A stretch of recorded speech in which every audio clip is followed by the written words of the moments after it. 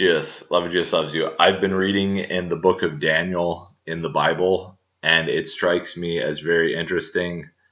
I thought that a lot of the book of Daniel was about King Nebuchadnezzar, when in fact it's only a few chapters, like 1 to 5 chapters. I don't know.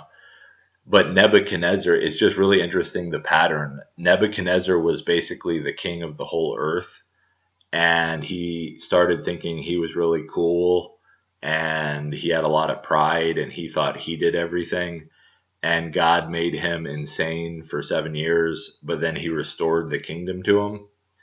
So he restored Nebuchadnezzar to the king of every of the earth, not of everything, God's king of all the earth. And that's actually what Nebuchadnezzar said. He sent out a letter to everyone saying that the Most High God, his kingdom lasts forever. He can do whatever he wants. He raises people up and puts other people down.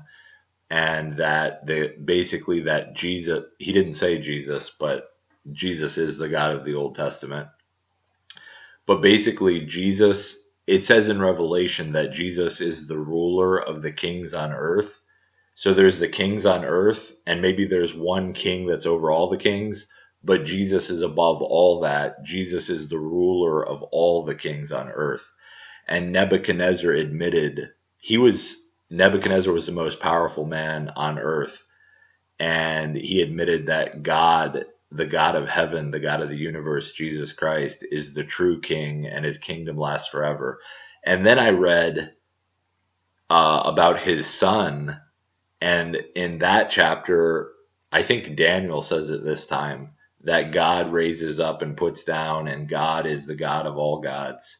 Jesus is the king of the universe. He does whatever he wants. And then in the next chapter, King Darius or King Cyrus, I can't remember which, King Darius or King Cyrus, uh, he they trick him into throwing Daniel into the lion's den, and Daniel continues praying to Jesus, because Jesus is God.